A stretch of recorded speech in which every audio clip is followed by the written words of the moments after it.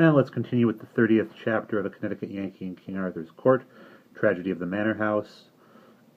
King Arthur and the boss left the smallpox hut, and sadly the children of the people in the smallpox hut had escaped from captivity, came home to find their family dead, but our heroes ran before they could hear their reaction to finding their family dead. Long discussion with Arthur about whether they needed to turn these guys in because they clearly escaped. Then they saw a fire and decided to follow it. Fire led them to a bunch of hanged men. And now King Arthur and the boss are in a lightning storm and are very worried about their own safety. So we'll pick up from there. I warned the king that this was not a safe place for strangers. We would better get away from the light until matters should improve. We stepped back a little and hid in the edge of the wood. From this hiding place we saw both men and women hunted by the mob. The fearful work went on until nearly dawn. Then, the fire being out and the storm spent, the voices and flying footsteps presently ceased, and darkness and stillness reigned once more. We ventured out and hurried cautiously away, and although we were worn out and sleepy, we kept on until we had put this place some miles behind us. Then we asked hospitality at a hut of a charcoal burner, and got what was to be had. A woman was up and about, but the man was still asleep on a straw shakedown on the clay floor. The woman seemed uneasy until I explained that we were travelers and had lost our way and been wandering in the woods all night. She became talkative then and asked if we had heard of the terrible goings-on at the Manor-House of Appleshaws. Yes, we had heard of them, but what we wanted now was rest and sleep. The king broke in, "Sell us your house and take yourselves away, for we be perilous company, being late come from people that died of the spotted death." It was good of him, but unnecessary. One of the commonest decorations of the nation was the waffle-iron face. I had early noticed that woman and her husband were both so decorated. It made us entirely welcome, and had no fears, and plainly she was immensely impressed by the king's proposition, for of course it was a good deal of an event in her life to run across a person of the king's humble appearance who was ready to buy a man's house for the sake of night's lodgings. It gave her a large respect for us, and she strained the lean possibilities of her hovel to the utmost to make us comfortable. We slept till far into the afternoon, and then got up hungry enough to make cot fare quite palatable to the king, the more particularly as it was scant in quantity, and also in variety. It consisted solely of onions, salt, and the national black bread, made out of horse feed. The woman told us about the affair of the evening before. At 10 or 11 at night, when everybody was in bed, the manor-house burst into flames. The countryside swarmed to the rescue, and the family was saved, with one exception, the master. He did not appear. Everybody was frantic over the loss, and 2 brave yeomen sacrificed their lives in ransacking the burning house, seeking that valuable personage. But after a while he was found, what was left of him, which was a corpse. It was in a copse 300 yards away, bound, gagged, stabbed in a dozen places. Who had done this? Suspicion fell upon a humble family in the neighborhood, who had been lately treated with peculiar harshness by the baron, and from these people the suspicion easily extended itself to their relatives and families. A suspicion was enough. My lord's liveried retainers proclaimed an instant crusade against these people, and were promptly joined by the community in general. The woman's husband had been active with the mob, and had not returned home until nearly dawn.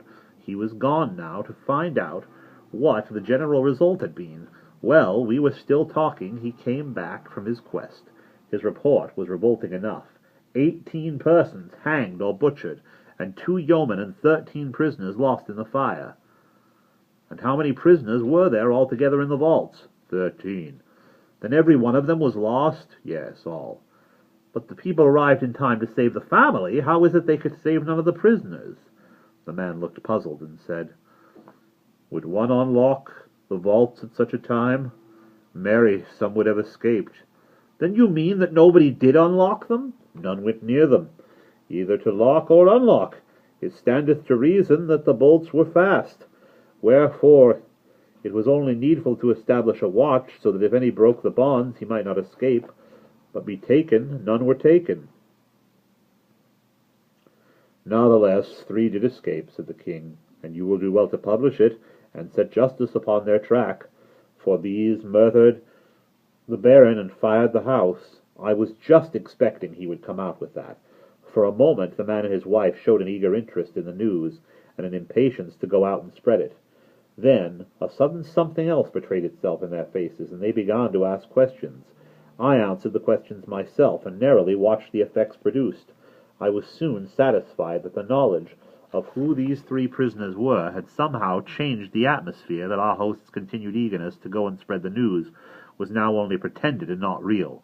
The king did not notice the change, and I was glad of that. I worked the conversation around toward other details of the night's proceedings, and noted that these people were relieved to have it take that direction. The painful thing observable about all this business was the alacrity with which this oppressed community had turned their cruel hands against their own class in the interest of the common oppressor. This man and woman seemed to feel that in a quarrel between a person of their own class and his lord, it was the natural and proper and rightful thing for the poor devil's whole case to side with the master and fight his battle for him, without ever stopping to inquire into the rights or wrongs of the matter. This man had been out helping to hang his neighbors, and had done his work with zeal, and yet was aware that there was nothing against them but a mere suspicion, with nothing back of it describable as evidence. Still neither he nor his wife seemed to see anything horrible about it. This was depressing to a man with a dream of a republic in his head. It reminded me of a time 13 centuries away, when the poor whites of our South, who were always despised and frequently insulted by the slave lords around them, and who owned their base conditions simply by the presence of slavery in their midst, were yet pusillanimously ready to side with the slave lords in all political moves for the upholding and perpetuating of slavery, and did also finally shoulder their muskets and pour out their lives in an effort to prevent the destruction of that very institution which degraded them. And there was only one redeeming feature connected with that pitiful piece of history, and that was that secretly the poor white did detest the slave lord and did feel his own shame. That feeling was not brought to the surface, but the fact that it was there and could have been brought out under favoring circumstances was something. In fact, it was enough, for it showed that a man is at bottom a man after all, even if he doesn't show it on the outside. Well, as it turned out, this charcoal burner was just the twin of the southern poor white of the far future. The king presently showed impatience and said, "And ye prattle here all day. Justice will miscarry. Think ye the criminals will abide in their father's house? They are fleeing, they are not waiting. You should look to it that a party of horse be set upon their track." The woman paled slightly, but quite perceptibly, and the man looked flustered and irresolute. I said, "Come, friend, I will walk a little way with you and explain which direction I think they would try to take. If they were merely resistors of the gabble of some kindred absurdity, I would try to protect them from capture. But when men murder a person of high degree, and likewise burn his house, that is another matter." The last remark was for the king, to quiet him. On the road the man pulled his resolution together, and began the march with a steady gait.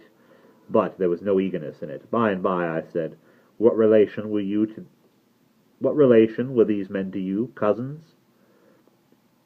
He turned white as his layer of charcoal would let him, and stopped trembling. "Oh, my God! How know ye that?" "I didn't know it. It was a chance guess." "Poor lads, they are lost, and good lads they were too. Were you actually going yonder to tell on them?" He didn't quite know how to take that, but he said hesitantly, "Yes." "Then I think you are a damned scoundrel." It made him as glad as if I had called him an angel. "Say the good words